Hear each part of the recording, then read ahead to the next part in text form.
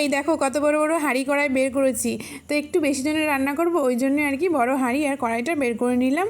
আর এখন এইগুলো ধুয়ে এর তলায় হচ্ছে মাটি দিয়ে লেপ দেবো, না হলে উনুনে রান্না করব তো দাগ হয়ে যাবে। মাটি দিয়ে লেপ দিলে আর দাগ হবে না। Hello everyone, good morning. তো সবাই কেমন আছো? আশা করছি ভালো আছো। তো এই দেখো সকাল সকাল বাজার করে নিয়ে চলে এসছে এই যে মাংস। বলেছিলাম না যে দেওর আর দেওরের বউ আসবে, ওই জন্য এই দেখো। তো মাংসগুলো এখন আমি ধুয়ে নেবো আর রান্না হবে হচ্ছে রাইস। তো এখন হচ্ছে সকালে খাওয়া হয়ে গেলে তারপরে হচ্ছে দুপুরে আয়োজন করবো। তো চলো।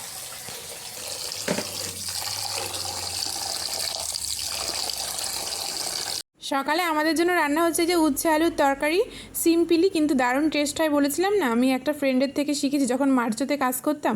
আর আয়ানের জন্য হবে হচ্ছে ডিমের ঝোল। মাছটা আনিনি কারণ এখন ওই ঝামেলায় নিতে চাচ্ছি না। আর এই দেখো এখানে মাংসটা হচ্ছে এই যে ম্যারিনেট করেছি লবণ হলুদ আর তেল দিয়ে। আমি ম্যারিনেট করিনি, বড়মশাই আর কি ম্যারিনেট করে দিচ্ছে। এখানে পেঁয়াজ আছে, টমেটো আছে, মানে আস্তে আস্তে করে সবই রেডি করছি।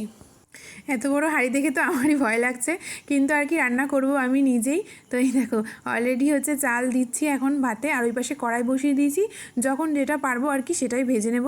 মানে হয়তো চাটনি করব, আর না হলে হয়তো ফ্রাইড রাইসের ভাজাভুজিগুলো আর কি সবজিগুলো ভেজে নেব, কাজু কিশমিশও ভেজে নেবো, না এক এক করে সব কিছুই করবো। ওই জন্য ওই পাশে কড়াইটা বসিয়ে দিয়েছি। রাইসটা অলরেডি এই যে ফুটছে, আর উনুনের জালটা দেখো মানে দারুণ জ্বলছে জালটা, কোনো অসুবিধা নেই। আর এদিকে আমি কাজু কিশমিশ ভেজে নিচ্ছি, কারণ ফ্রাইড রাইসের সবজি না এখনও কেটে পারিনি। তো এই কাজু কিশমিশ ভাজতে ভাজতে ফ্রাইড রাইসের সবজিগুলো আর কি কেটে নিচ্ছি। এখন এই যে ফ্রাইড রাইস চাপিয়ে দিয়েছি। তো ফ্রাইড রাইস দুবারে হবে আর কি, একবারে করতে পারবো না, এত বড় কড়াই হলে কি হবে, কিন্তু দুবার আর কি করতে হবে। আর এদিকে আমার রসুনগুলো না জলে পড়ে গিয়েছিল, ওই জন্য আর কি উনুন পিঠে দিয়েছি একটু, যাতে মানে শুকিয়ে যায়। আর ওদিকে এই যে চাটনি বসিয়েছি, আমের চাটনি করব আর সঙ্গে আমসত্ত্বও দেবো। তো এই যে চলো। তো ফার্স্টবার হয়ে গেছে, আর এটা হচ্ছে সেকেন্ডবার আর কি ফ্রাইড রাইস করলাম। তো ওই দুইবারে আর কি করতে হতো, না হলে কি বলো তো, মানে 13 জন মতনের খাবার কিন্তু লেগে যেত। আর এদিকে দেখো মাংসটাও বসিয়ে দিয়েছি। মাংসটা বসিয়ে আমি চলে গেছিলাম আয়নকে স্নান করাতে, খাওয়াতে, ঘুম পাড়াতে। তো আয়নের পাপা এই যে মাংসটা হচ্ছে নাড়ছিল।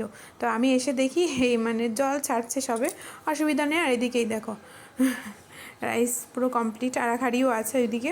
আর এই দেখো ফুল মাংসের লুকটা দেখো, জাস্ট ওয়াও হয়েছে কালারটা। আমার বরমশা একটু হাত দিয়েছে বলে এরকম কালার হয়েছে। যদি আমি হাত মানে পুরোটা রান্না করতাম তাহলে এরকম কালার কিছুতেই আসতো না, সাদা সাদা কালার হতো। কেন জানি না, মানে টাচ করে দিলেই ভালো রান্না হয়ে যায়, এরকম একটা ব্যাপার। তো দেখো কত সুন্দর কালার হয়েছে, কিন্তু আমি রান্না করলে এরকম হতো না। তো ওই বাড়িতে রান্না করে দিয়েছি। এই দেখো ফ্রাইড রাইস, হ্যাঁ শাশুড়ি মা খাবে না, আর হচ্ছে দেওর আর হচ্ছে শ্বশুরমশাই খাবে। আর এই দেখো এখানে হচ্ছে চিকেন কষা,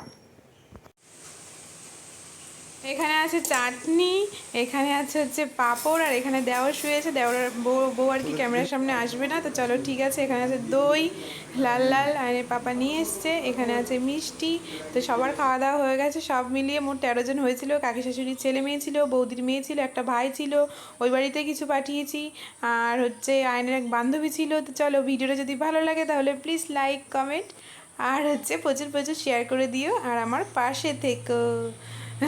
তো মনে তো হচ্ছে কালার টালার দেখে ভালোই হবে, দেখা যাক খেয়ে।